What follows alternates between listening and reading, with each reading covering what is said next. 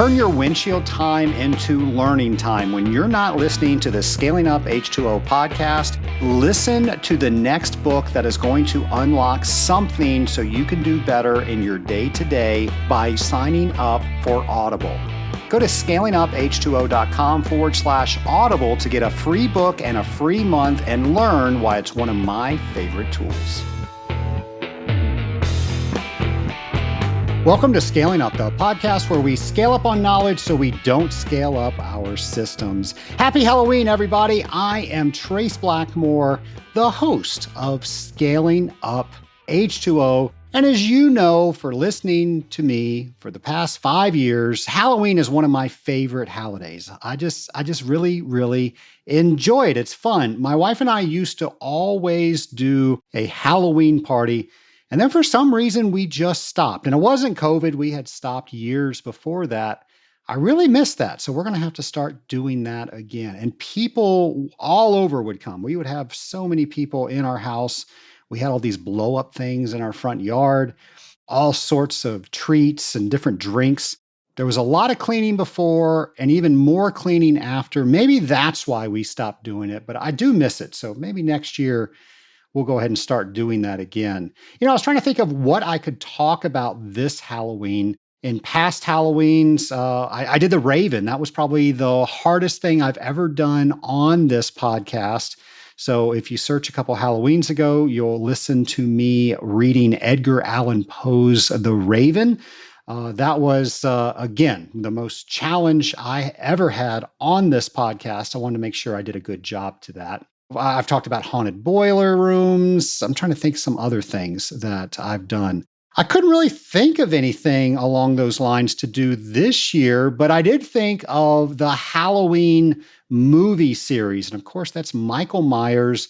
And he is going to wherever scantily clad teenagers are and just making their lives not so nice. That's what the movies are. They're horror movies, and they're not that heavy lifting as far as thinking, but I don't know, they're kind of fun. And if you remember a couple years ago, they had Halloween H2O. And I think it was the worst marketing of any movie ever because it was supposed to be Halloween 20. It was the 20-year celebration of the first Halloween movie that came out, but everybody called it Halloween H2O. And it had absolutely nothing to do with water. Now, Michael Myers, he's not known for saving water.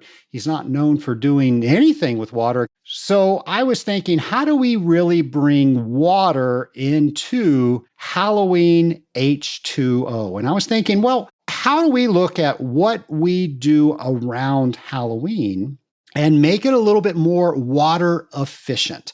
So most of us, I know this is what we do in the States, is we give out candy to trick or treaters, and nobody ever wants a trick. They always want a treat. And we have started doing the single serve candies, and some of them are better packaged than others. If you actually look about how much water goes into either creating all of those packages or what we have to do in order to get rid of all those packages once they're thrown away and how much water that takes, just considering your packaging of the candy that you are giving out can really affect the amount of water that we are using. Now, I just read information that over 300,000 tons of trash is created every single Halloween season. So just think, if we did a little bit better with packaging, we could really make an impact on the environment. And then as far as it comes to bottled water, now I don't know who gives out bottled water on Halloween, but if you did, or if you are somebody that uses a lot of bottled water, that's a lot of waste. I know that you are all water treaters out there, and you know how good most of the municipal water is. We live in Atlanta, specifically in Gwinnett County, and folks, we have some fantastic drinking water. We don't need to waste money on all this expensive bottled water. And there's so much trash that goes into the landfill for this convenience for bottled water. If we did not have to do that, and you're thinking, well, I recycle it. Well, there's a lot of water involved in recycling plastic. So if we just cut it off at the source, just imagine the amount of water that we can save. And this is an interesting fact that I looked up, and it's on the internet, so you know it has to be right. But did you know it takes 3,000 liters of water to produce one cotton shirt? So think about your Halloween costume. Are you just going to use it once? Maybe you're like me and you recycle your costumes every couple of years, but if you're not going to use your costume again, don't throw it away. Donate it, and somebody else can reuse that. There's a lot of water that goes into making our clothing, so if we can repurpose that, we are saving water. So there you go, Hollywood. Scaling Up H2O has saved you with Halloween H2O, and we finally made your Halloween H2O title about water. Folks, here are a couple of items that you might want to put on your calendar. And as always, don't worry about writing these things down. We have all of this on our webpage, scalinguph2o.com. And if you go over to the events page, you can actually click on everything that I'm going to tell you, including putting a calendar invite right into your calendar. My staff has done an incredible job of retooling our website using your suggestions, making the content that we have even easier for you to find. So the first one I'm going to tell you about is the International Water Conference. That's going to be November 6th through 10th in Orlando, Florida. A couple of years ago, they invited me down and they had me record two of their convention committee chair people about what was going on with the IWC. This is a really fun conference to go to. So many companies are there, and it's just spread across such a wide area of industries and technologies and different water treatment areas. So definitely check that out to see if that is something that you want to attend. And while you're on that page, the UN Water Summit on Groundwater is taking place in Paris, France, December 7th through 8th. So if you want to learn more about this, we'll have information on that on our show notes page. And then the American Water Summit, November 15th through 17th in Los Angeles, California. The American Water Summit has established itself as the most important annual meeting point for senior executives working within North America in the water sector. So if this sounds like something you want to learn more about, go to our show notes page for this episode, or better yet, go to the events section and you will learn all about that. Well, you have joined us in podcast month, and I'm always amazed when people want to know more about how we put on Scaling Up H2O. I love that. The Scaling Up Nation loves the Scaling Up H2O podcast, and you want to know how we bring it to you each and every week. So you've heard from Antoine Walter last week. And today, you're going to be hearing from two friends of mine that have been on the podcast before. In fact, when they were testing the waters, they came on this podcast to see if podcasting was something they wanted to do. Now, before I introduce them, here is James McDonald with a brand new Thinking on Water with James. Welcome to Thinking on Water with James, the segment where we don't give you the answers, we give you the topics and questions for you to think about, drop by drop. Now let's get to it. In this week's episode, we're thinking about resin traps. First, what is a resin trap? Why would resin need to be caught in a trap? What can cause resin to even make it to such a trap? Are resin traps only for capturing resin? Or can they be installed on other water treatment equipment with other types of media? What are the various designs for resin traps? How are they cleaned? Do any of your systems have resin traps installed?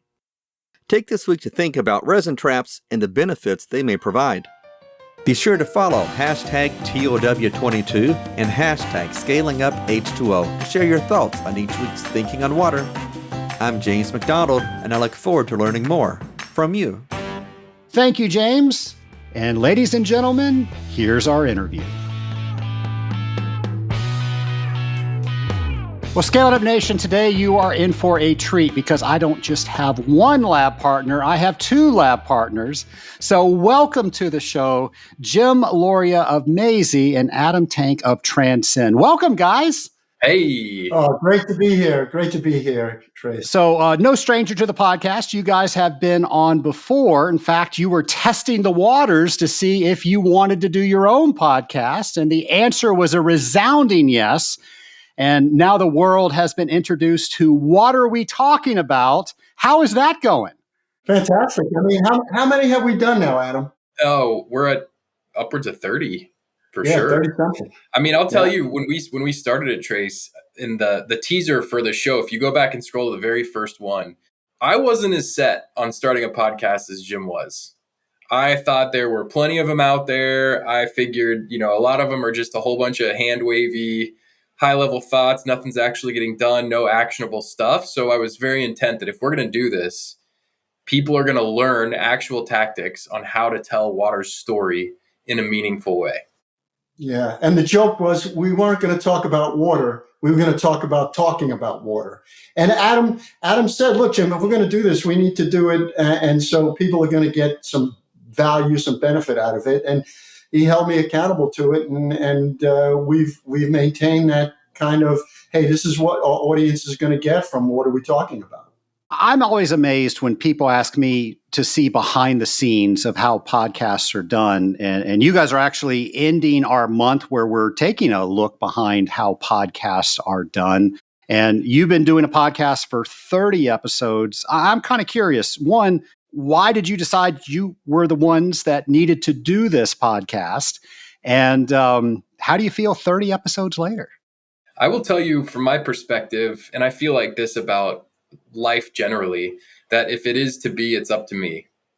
I was tired of listening to all these water shows, podcasts, videos, whatever's out there that were just the same rinse and repeat that everyone else is talking about.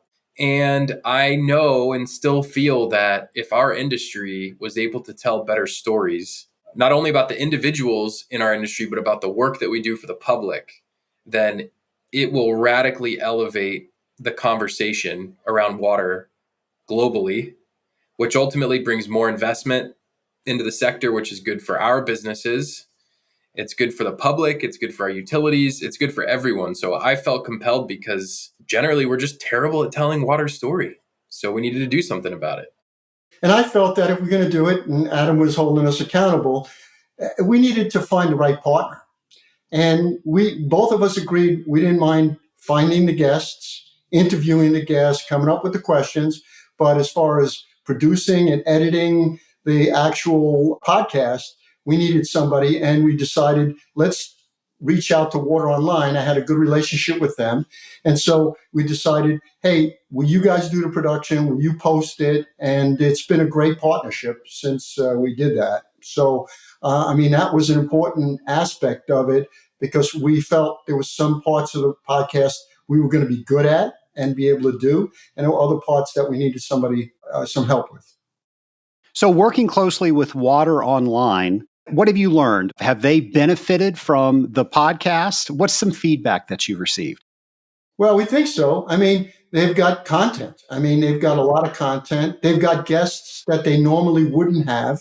One of the things that Adam and I put together was we were going to have a broad spectrum of people that were good storytellers, not just touting their products and services, but storytellers. So from a wide range of different market sectors, different applications, different parts of the countries. Diversity was a big point for us. We really wanted to get a diverse group of people in terms of age, in terms of men and women, in terms of international people. So we think we've accomplished that and probably put things on their website, on their platform that maybe they wouldn't have gotten if it wasn't for us. And I would say, Trace, that one of the biggest benefits isn't in the number of listeners or subscribers or even emails per se that we might get, or LinkedIn views, likes, comments. It's when you go to a conference and someone I've never met in my life comes up to me and goes, I love your podcast. That's what it's all about. And so I'd imagine it's not only helpful for us selfishly, but for Water Online, these are people that they typically don't touch. Most of their audience is vendors of products and services, but we've had utility leaders on, we've had folks in agriculture on, we've had educators. I mean, you name it, right? It runs the gambit. So it is bringing a different audience to Water Online as well. We had Anton Walker on last week, and he was talking about it's difficult for him to accept congratulations on his podcast. To when people thank him, he always feels awkward about that. And I'm the same way. How do you guys handle that? Man, maybe I'm just not there yet. I'm not at the level, the caliber that you guys are, but I still feel super, super humble. Like I really appreciate it. I mean, it takes some effort. I'll say that for Jim and I, our job is pretty easy. So it's like the real thanks, I guess, should be owed to the guest in many ways, and to Water Online too for editing and publishing the content. But it's, I am thankful. I'm thankful about it. Well, it's a partnership, right? I mean, it's a partnership between Adam and I. It's a partnership between Adam and I and the guests. It's a partnership with us and Water Online. So, it's a team approach. So for us to take credit for that, I mean, we're only part of the story. And so, again, like Adam said, humbled to be part of it. We're a part of the water community. We're doing our small part to tell water's story. And so, it's a humbling experience. I'm still working on it. I try to be humble as well, but it's just odd for me to take that compliment. I feel like I don't know. I'm working through it. I enjoy them. I'm glad people enjoy the show. So thank you for that little bit of therapy. I need that. I'm curious, why did you guys decide to join forces? Why not have two podcasts with you guys each being your own hosts? Jim and I's story goes back to when we were both presenting at the same conference. And we both appreciated the way that each other presented our story in front of that audience. And then it just so happened at the time we were both living in San Francisco, and we ended up catching a cab back to the airport. And that sort of kicked off this wonderful relationship that we have together. But I think what, sort of in jest, but then also in reality, Jim and I are from two different eras in many ways. I am a millennial. Jim is a boomer. He doesn't take offense to that. I don't take offense to being called a millennial either. And the way that we see the world, there's a lot of differences, of course. I'm grown up effectively with a cell phone in my hand from day one. Jim obviously has not. I've got a technology angle. Jim has sold more traditional products and services in the industry. So we felt like that collaboration, that sort of that give and take, if you will, the push and pull, the yin, the yang between those two worlds fits really nicely because the overlap there, and it's more overlap than it is different, is that we both have a passion for telling stories.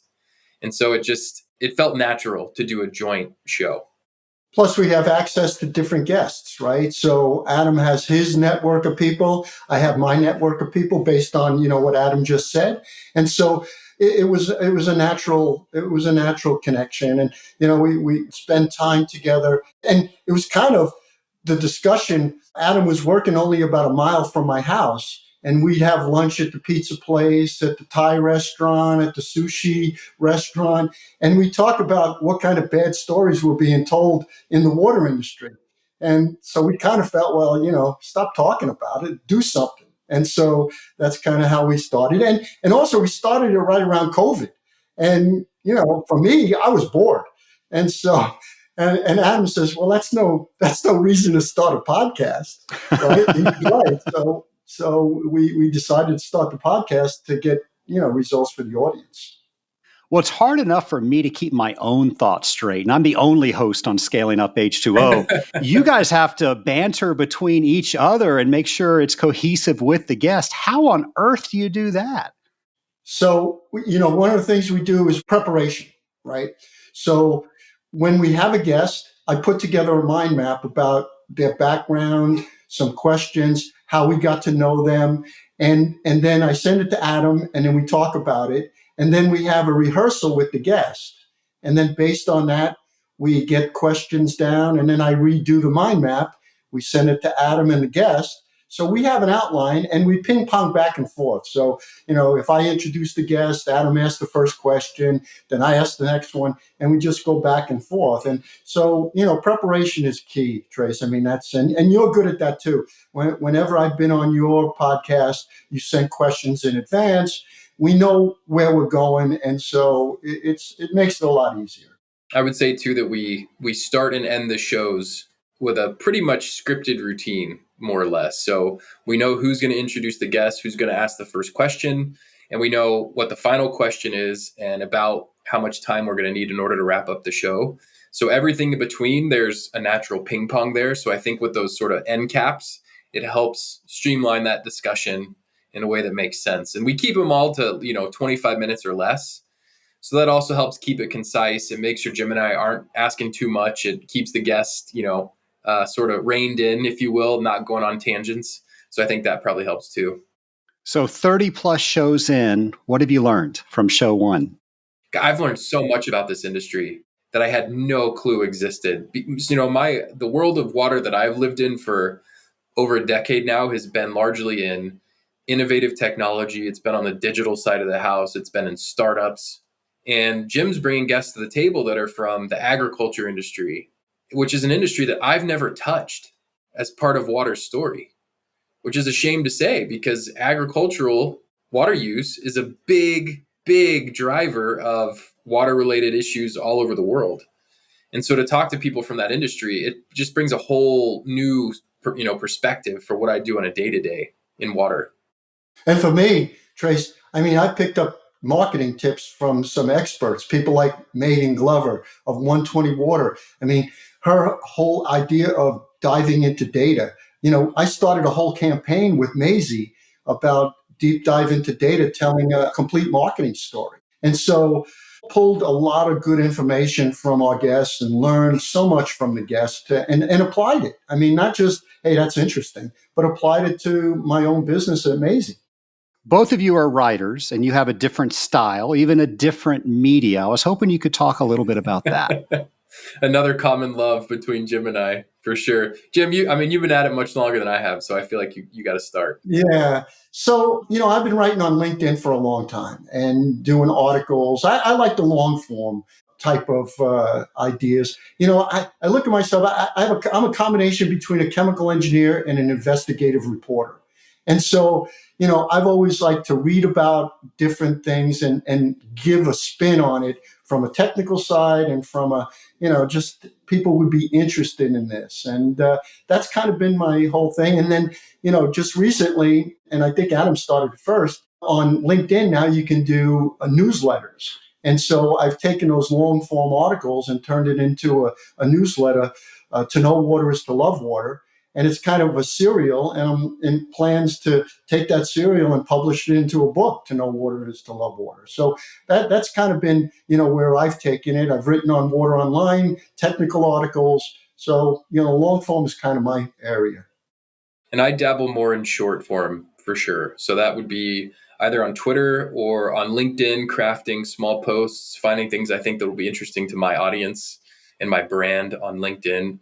And then I also have a newsletter. So Jim and I both publish our newsletters through LinkedIn's publishing platform, which is incredible, by the way. So for anyone listening that's interested, I highly recommend starting on LinkedIn. Basically, overnight, I went from 0 to 1,900 subscribers on this newsletter, which is pretty amazing. And my take on it is it's called At Water's Edge, and it's meant to be the cutting edge of technology and water. And I've always felt that there's not an approachable newsletter that anyone, regardless of whether or not you're in the water industry, can read and say, man, that's kind of interesting. And so now I get comments from people who are not in the water industry that are like, wow, I had no idea. So just last month, I wrote about water sommeliers as one example. The Chicagoland area are now canning their tap water, calling it Chicago, which is pretty interesting. I've written articles on solar panels covering India's water canals. All sorts of cool stuff. And it's just meant to be a more approachable way for people to jump in on the conversation of water who may not be thinking about it regularly. Both of you don't just write, you encourage others to write and others to create content. So for somebody listening today that think that they don't have any content in them, what do you want to say to them? That's just nonsense. And granted, you might have to be careful about it depending on your sort of day job and who's looking out over what you might create. But you would be stunned at who will come out of the woodwork to learn about your day-to-day just in your career. So if we're talking about water professionals specifically, someone that's out there repairing pumps, repairing pipes, doing routine maintenance on some type of treatment system that they may have installed, people find that stuff interesting. And it doesn't have to be writing. You can even just record a short video. That video can then be transcribed into written word if you want it to be. But a short video posted to a company LinkedIn account, company Instagram, whatever it might be, that goes a long way. People like to see the real, what's really happening. That sort of candid transparency around brands and businesses. And even though you might think it's boring, start by documenting stuff that you're doing in your day-to-day, and I guarantee you're going to find people who are interested in it.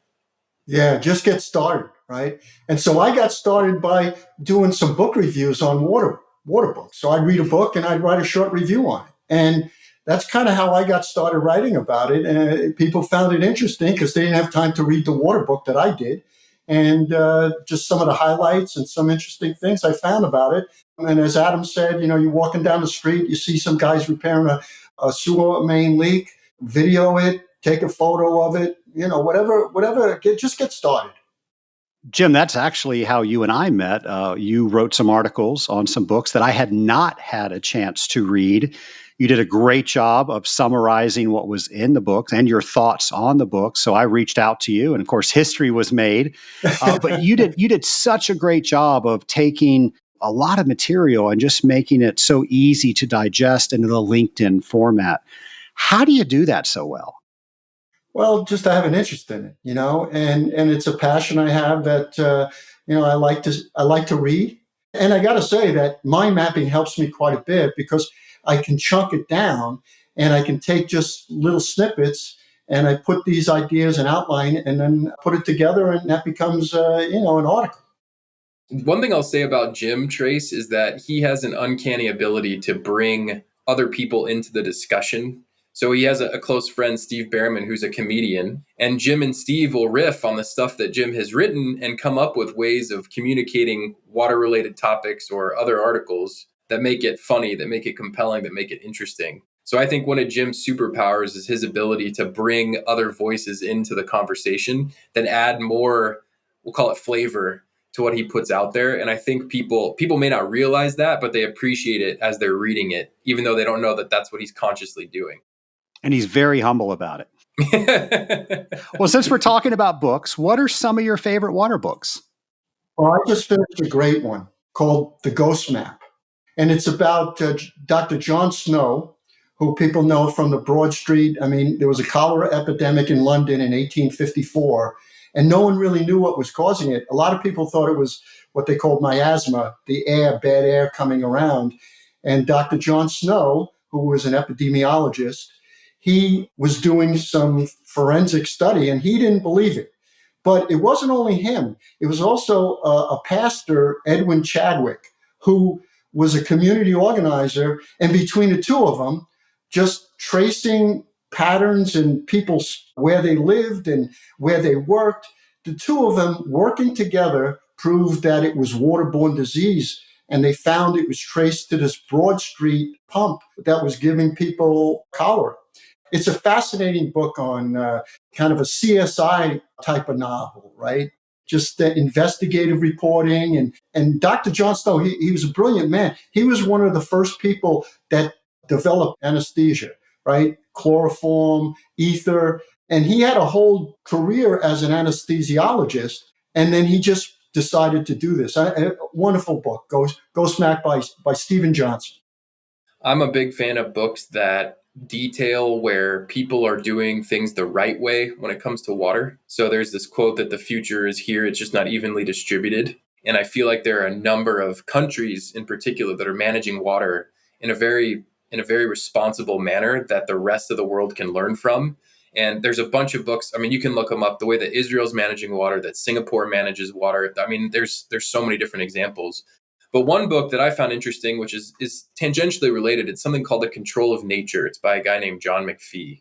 And in that book, he outlines the ways that humankind is attempting to sort of impose their will on nature. And one of his chapters is actually on the Mississippi River and how the Army Corps of Engineers over so many years has rerouted that river in ways that it was never meant to be rerouted. But of course, that's also had impacts downstream where that river is now creating more problems, flooding in places that wouldn't have happened before, or erosion in places that wouldn't happen before, or dams that now need to be taken out because we hadn't anticipated the effects. So if you want to read a really interesting book on the dynamics between humans and nature, and specifically water, I highly recommend The Control of Nature. You both did a fantastic job of promoting Brave Blue World when that came out, and that's been picked up by Netflix, and more people have seen that. Are there other videos out there that we should be aware of? Yeah, I've watched a couple of them recently. One was done by Toyota, and the good work that they're doing around recycling of their water. It was on one of the nature channels, and it really promoted the idea. And people don't think about it. I think it's like 100,000 gallons of water required to make an automobile. Between the paint and how they used to just flush the paint and recycle with water. Now they're recycling all that water in the paint facility. A really interesting video that they did. I think it was like a half an hour long. I can't remember the name of it, but I just watched it recently. Very, very interesting video that was. I wouldn't be doing us justice as our boomer millennial trope if I didn't mention TikTok right now. So there is some really cool content that's being created on platforms like TikTok that are all about water. And I mean, we're talking videos, that are less than 3 minutes long that might have 3, 4, 5, 10 million views. That's about how water was managed in Rome and the history of water there, or the ways that local utilities are helping people manage water, and talk about water in communities and residences. So, I've got to play to my strengths here. Short form content, YouTube shorts, Instagram reels, TikTok. Check those out. Just search the hashtag water and see what pops up. And it's pretty cool to see what people are putting out there. We'll see if your crystal ball is better than mine, but where do you see our industry going in the future? Well, there's a lot of things. I mean, one of the things I've been writing about and presenting on is the whole connection between carbon capture and water.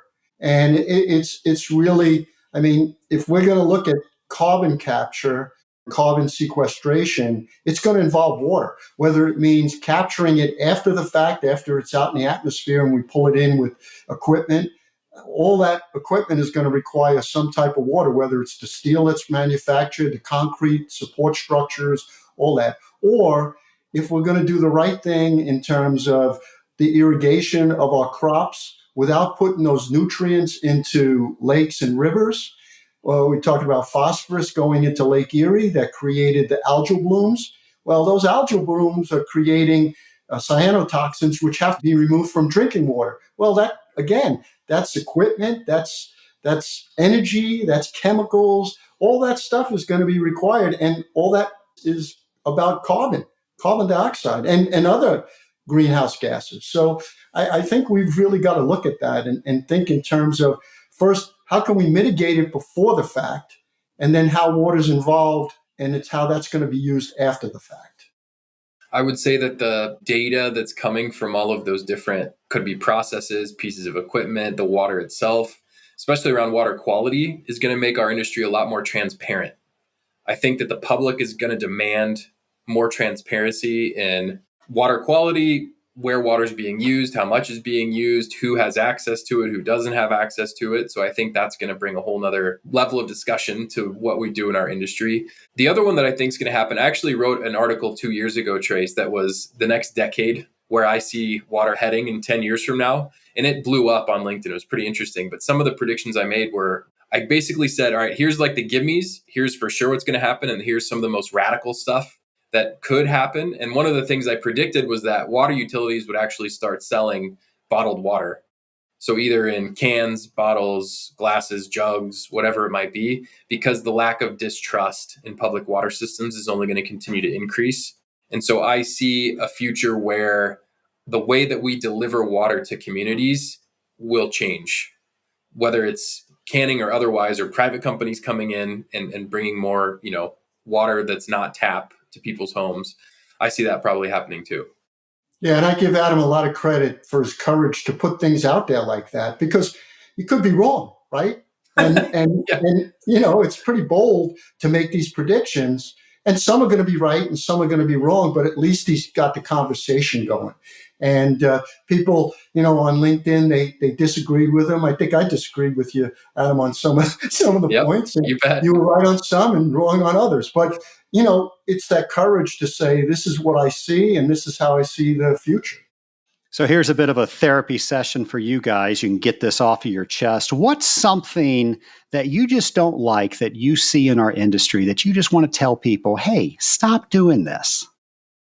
Oh, I mean, we talk about it all the time on our podcast, but the vendors of equipment and services in this industry that will go to a trade show and be on stage and we'll talk about, we always pick on them. I'll pick on them again here. Pump suppliers, our pump curves, our efficiency numbers, our throughput.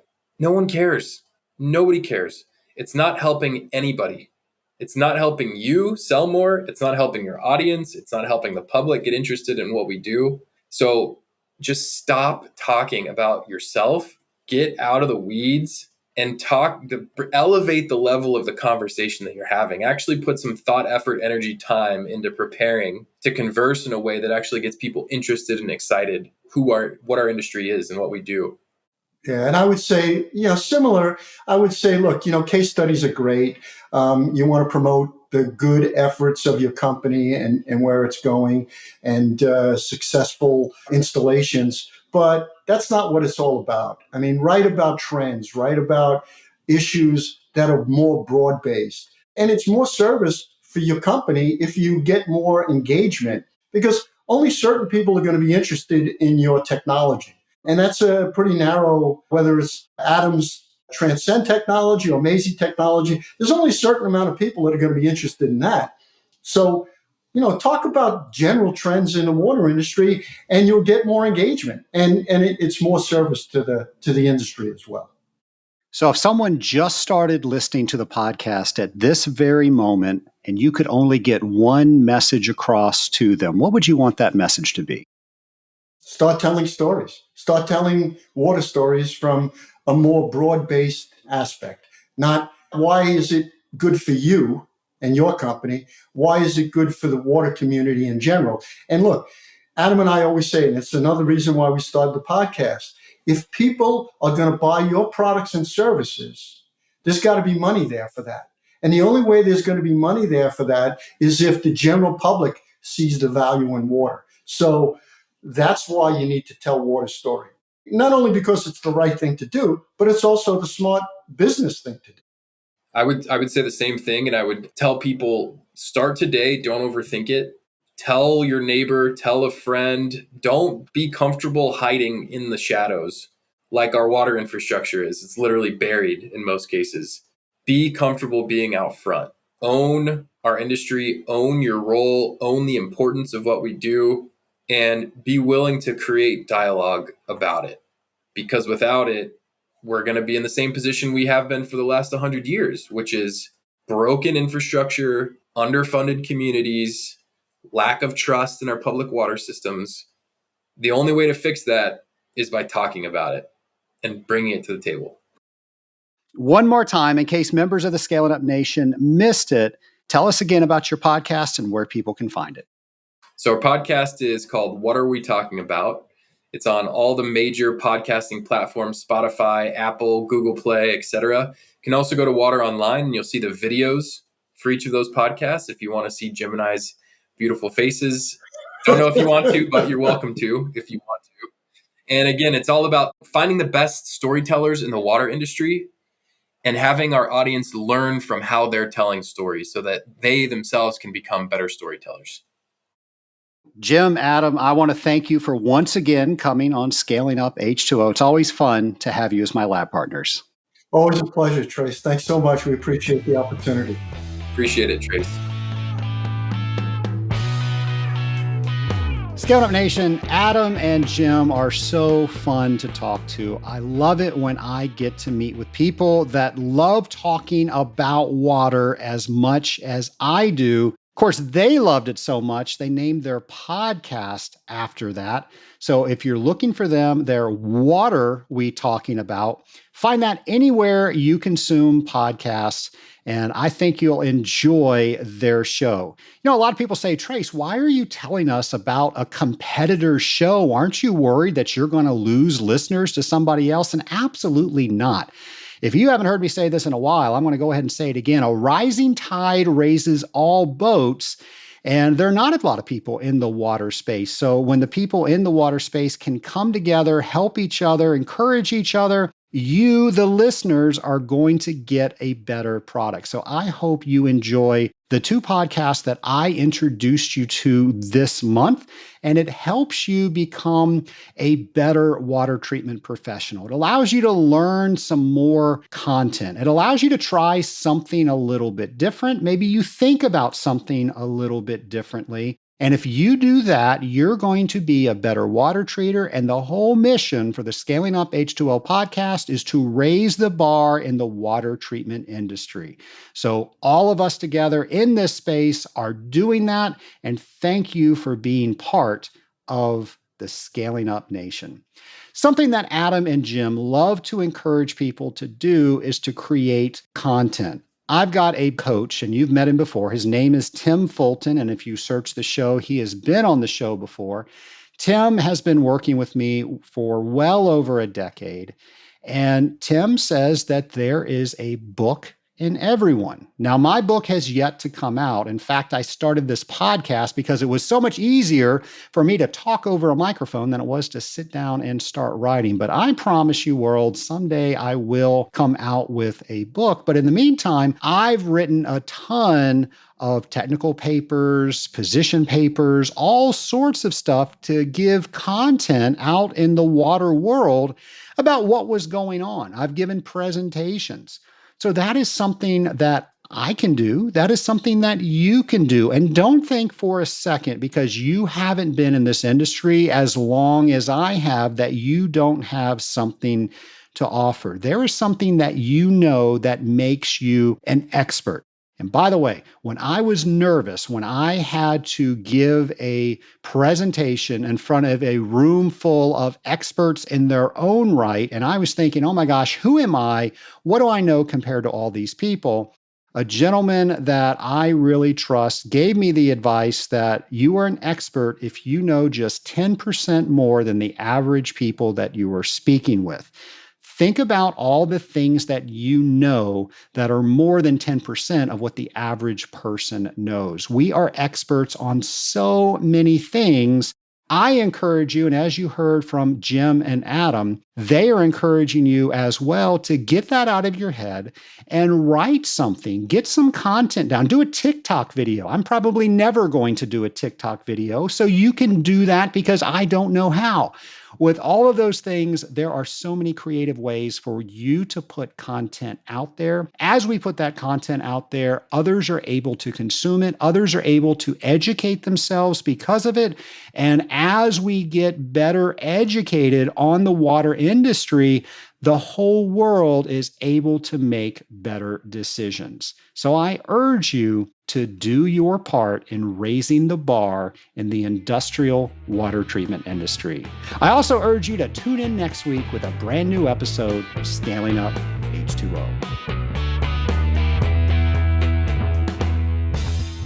So many people ask me what a mastermind is. Does that mean in 6 weeks I am going to be the best water treater that I can be through a training class? Folks, that's not a mastermind. That is a master class. What a mastermind is when like-minded people get together, we process issues, we form common bonds of friendship around each other, and we celebrate and push each other towards success. It is the key to so many people unlocking their potential. To find out more, go to scalinguph2o.com/mastermind.